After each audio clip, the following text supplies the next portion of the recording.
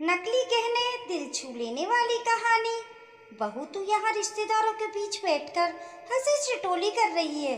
तेरी ननंद गौरी की शादी है। अरे हमें तो फुर्सत ही नहीं मिल रही है और तू है कि समय खराब करती जा रही है। सास सबके बीच नीता को आकर बोली, मम्मी जी मैं हंसी ठिठोली नहीं कर रही हूँ, वो तो मौसी जी ने मुझे चाय के लिए कहा था तो वही देने आई थी। आपको कुछ काम था तो बोलिए, नीता ने जवाब दिया। हाँ, मैं ये कह रही थी कि तू तैयार होकर ताला वगैरह लगाकर गार्डन आ जाना। मैं गौरी के साथ पार्लर जा रही हूँ, वहीं से तैयार होकर गार्डन पहुँचूंगी। सास अवंतिका जी ने नीता से कहा। फिर अपने सभी रिश्तेदारों की तरफ देखकर कहा, तुम लोग भी फटाफट तैयार होकर गार्डन पहुँचो और टाइम से पहुँच जाना। पता है ना, तुम्हारे जीजाजी को लेट होना पसंद नहीं है, वो भी बेवजह गुस्सा हो जाएंगे, फिर तुम्हारे साथ साथ मुझे और सुनाएंगे। अरे जीजी, तुम कहाँ इस उम्र में बेटी के साथ पार्लर जा रही हो? बहू को जाने दो, ये भी तो तैयार होकर आएगी। आप तो यहीं तैयार हो जाना, ये जवान है, इसकी उम्र है पार्लर वालर जाने की, इसको जाने दो। मामी सास ने बीच में ही टोक दिया। सुनकर अवंतिका जी मुंह बिगाड़ते हुए बोली, अरे इतनी भी उम्र नहीं हुई है मेरी, मेरी बेटी की शादी है, पार्लर से तैयार होकर आऊंगी मैं। और रही बात बहू की, तो जब इसके बच्चों की शादी होगी तो उसमें तैयार हो जाएगी ये। सुनकर मामी सास दांत निपोड़ते हुए बोली, अब जीजी तुमको क्या बोलूं, तुम तो जाओ पार्लर, वैसे भी तुम्हारी बहू सुंदर है, वो तो यहाँ भी तैयार हो जाएगी तो सुंदर ही लगेगी। चल रे बहू तू तो तैयार हो जा। अपनी भाभी की बात सुनकर अवंतिका जी तुनकते हुए अपनी बेटी गौरी को लेकर पार्लर रवाना हो गई। इधर घर की अन्य रिश्तेदार महिलाएं तैयार होकर सीधे गार्डन रवाना हो गईं। इन्हीं सब में 2 घंटे लग गए। सबके रवाना होने के बाद नीता तैयार होने अपने कमरे में आई। अभी कपड़े निकालने के लिए अलमारी खोली ही थी कि इतने में फोन बजने लगा।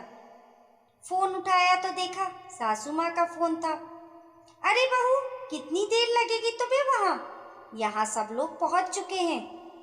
बस मम्मी जी, मैं भी तैयार होकर पहुँच रही हूँ। अरे अभी तक रवाना नहीं हुई तुम? कितना धीरे धीरे काम करती हो, और थोड़ा ढंग से तैयार होकर आना, हमारी भी इज्जत है समाज में, कहकर अवंतिका जी ने फोन काट दिया। नीता ने अपने कपड़े निकाले और उन्हें पहनकर तैयार हुई। गहनों के नाम पर बाजार से लाई हुई आर्टिफिशियल ज्वेलरी पहन ली।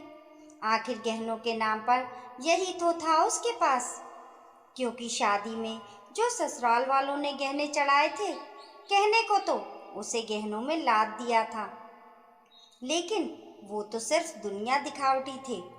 गहने उससे वापस लेकर रख लिए थे, क्योंकि वो एक गरीब घर की लड़की थी। आजकल तो वैसे भी लड़कों के लिए लड़कियां मिलना मुश्किल हो रहा था। ऐसे में अगर कहीं कुछ कमी रह जाती तो लड़कों की वैसे ही शादी नहीं होती। ऊपर से अवंतिका जी का बेटा धीरज तो एक एक्सीडेंट के बाद एक पैर से लंगड़ाकर चलता था। लंगड़ाकर क्या चलता था, पर पैरों में हल्की सी लचक आ गई थी। इसी कारण उसका रिश्ता नहीं हो पा रहा था। हालांकि वो मन का बुरा नहीं था, दिखने में भी सुंदर था और उच्च शिक्षित भी था, लेकिन कॉलेज से आते समय रास्ते में उसका एक्सीडेंट हो गया था। बस तब से उसके एक पैरों में लचक थी। आखिर अपने बेटे का रिश्ता ना होते देखकर मन मार कर ही सही अवंतिका जी ने नीता के साथ उसका विवाह करवाया था। नीता गरीब घर की थी, लेकिन पढ़ी लिखी थी और दिखने में भी सुंदर थी। नीता और उसके माता पिता को धीरज बहुत पसंद आया था, इसलिए वो शादी के लिए तैयार हो गए। उसके माता पिता की शादी में खर्च करने की क्षमता नहीं थी, इस कारण उन्होंने सामूहिक सम्मेलन में उसका विवाह करवाया था। पर अवंतिका जी इसके खिलाफ थी और उन्होंने नीता के माता पिता को ये प्रस्ताव भी दिया था कि शादी का खर्चा वो लोग कर देंगे, उन्हें कुछ करने की ज़रूरत नहीं है। पर वो लोग स्वाभिमानी थे, इसलिए उन लोगों ने मना कर दिया। तो अवंतिका जी को ये बात चुभ गई। जब उन्होंने कुछ कहना चाहा तो उनके पति ने उन्हें डांट दिया, पर क्योंकि बेटे की शादी तो करनी ही थी, इसलिए वो उस समय अपने पति के सामने कुछ नहीं कह सकी। सामूहिक सम्मेलन में शादी हो जाने के बाद उन्होंने बड़ी पार्टी दी। तब उसे सोने के गहनों से लाद दिया गया था। जो भी नीता को देखता तारीफ किए बिना नहीं रहता। हर कोई उसकी किस्मत पर रश्क खाने लगा था। लेकिन पार्टी हो जाने के बाद और रिश्तेदारों के जाने के बाद अवंतिका जी ने सारे गहने लेकर अपने पास रख लिए और उसे सुनाते हुए बोली थी, तेरे पिता की भी औकात है सोने के गहने पहनने की, जो यहाँ सोने के गहनों के सपने देख रही है। ये गहने मैं ही रखूंगी, इस पर तेरा कोई हक नहीं है। घर में ये बात सिर्फ धीरज को ही पता थी, क्योंकि उसने नीता से एक दो बार गहने पहनने के लिए कहा था। तब नीता को उसे बताना पड़ गया था, पर उसने पापा से कहने के लिए मना कर दिया था। खैर, नीता नकली गहने पहनकर तैयार हो गई। इतने में धीरज भी घर आ गया। नीता को तैयार देखकर उसका दिल खुश हो गया, लेकिन जब उसकी नज़र उसके गहनों पर पड़ी तो चेहरे पर अजीब सी उदासी छा गई। तब नीता ने कहा, क्या हुआ, आप ऐसे उदास क्यों हो गए? ये सुनकर धीरज ने कहा, तुम जल्दी से घर पर ताला लगा दो, तब तक मैं सिक्योरिटी गार्ड को समझाकर आता हूँ। हम लोगों को रवाना होना है। थोड़ी देर में वो लोग रवाना हो गए। थोड़ी देर बाद धीरज ने ज्वेलरी की शॉप पर आकर गाड़ी रोक दी। ये देखकर नीता ने कहा, क्या हुआ, यहाँ गाड़ी क्यों रोक दी? अरे, कोई ज़रूरी सामान छूट गया था, वो लेने आया हूँ, कहकर धीरज अंदर चला गया। इस बीच सासू माँ के 2 बार फ़ोन आ गए, जो गार्डन में उन लोगों का बेसब्री से इंतज़ार कर रही थी। वो फ़ोन पर ही नीता को लेट होने के लिए अच्छी खासी डांट लगा चुकी थी।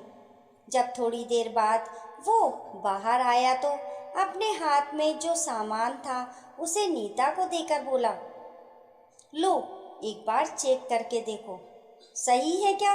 नीता ने पैकेट खोलकर देखा तो उसमें वही गहने थे जो वो गौरी की शादी की शॉपिंग के समय यहाँ पसंद करके गई थी। पर सासू माँ ने उसकी पसंद को लेने से इनकार कर दिया था और कहा था कि वो अपनी बेटी के गहनों का बंदोबस्त खुद कर लेंगी। क्या मम्मी जी ये गहने गौरी को देने को तैयार हैं? ये गहने गौरी के लिए नहीं हैं, तुम्हारे लिए हैं, जो मैंने तुम्हारे लिए खरीदे हैं, धीरज ने कहा। ये सुनकर नीता हैरान रह गई। फिर बोली, मम्मी जी नाराज हो जाएंगी, तुम उसकी फिक्र मत करो, चुपचाप नकली गहने उतारो और ये गहने पहन लो। आखिर धीरज के कहने पर नीता ने वो गहने पहन लिए। जब वो गहने पहनकर शादी में पहुंची तो अवंतिका जी उसे डांटने के लिए उसके पास आईं, पर तभी उनकी नज़र उसके गहनों पर पड़ी। तब उन्होंने साइड में ले जाकर उससे पूछा, बहू ये गहने तेरे पास कहाँ से आए? मम्मी जी इन्होंने दिलाए हैं, नीता ने जवाब दिया। तो अवंतिका जी गुस्सा हो गई। शर्म नहीं आ रही है तुम लोगों को? यहाँ बहन की शादी है, घर में इतने खर्चे हो रहे हैं, ऊपर से सोने के गहनों पर और खर्चा करके आ गए। बड़ा अच्छा फंसा रखा है तुमने मेरे बेटे को। मम्मी ये गहने मैंने अपनी कमाई से खरीदे हैं और अपनी पत्नी के लिए खरीदे हैं, आप उसे क्यों सुना रही हो? उसे भी गहने पहनने का हक है। यहाँ हर कोई सोने के गहने पहने हुए है, यहाँ तक कि आपने भी सोने के गहने पहन रखे हैं। तो ये अकेली नकली गहने पहने अच्छी लगती है क्या? अचानक धीरज बीच में आता हुआ बोला, अच्छा बेटा, अब तेरी कमाई हमसे अलग हो गई। अभी मेरी बेटी की शादी है, मैं उसमें कोई हंगामा नहीं चाहती। तुम्हें तो मैं घर पर देखूंगी। अवंतिका जी उसे डांटते हुए बोली, घर पर क्या देखोगी? मैं अभी जवाब दे देता हूँ ना तुम्हें। बहू के गहने तो तुमने लेकर रख लिए, लेकिन ये इसके पति के दिलाए हुए गहने हैं। इन पर नजर रखने की भी जरूरत नहीं है। अचानक अवंतिका जी के पति बीच में आकर बोले। सुनकर अवंतिका जी हैरान रह गईं।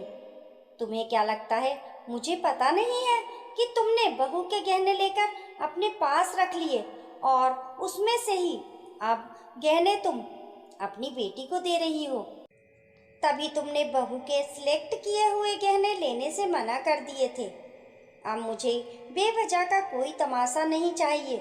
तुमने गहने अपनी बेटी को दे दिए, ठीक है, लेकिन बहू के इन गहनों पर नजर मत रखना, क्योंकि ये गहने उसको उसके पति ने दिलाए हैं। ससुर जी ने अवंतिका जी को डांटते हुए कहा। इस डांट के बाद अवंतिका जी की कोई हिम्मत ही नहीं हुई कि कुछ कहने की, क्योंकि ससुर जी के गुस्से से तो वो भी डरती थी। इस कहानी को लेकर आप लोगों की क्या राय है, हमें कमेंट करके ज़रूर बताइए। कहानी पसंद आने पर लाइक और शेयर करें। ऐसी ही अच्छी अच्छी कहानियों के लिए चैनल को सब्सक्राइब करना ना भूलें। मिलते हैं फिर एक नई कहानी के साथ, तब तक के लिए नमस्कार।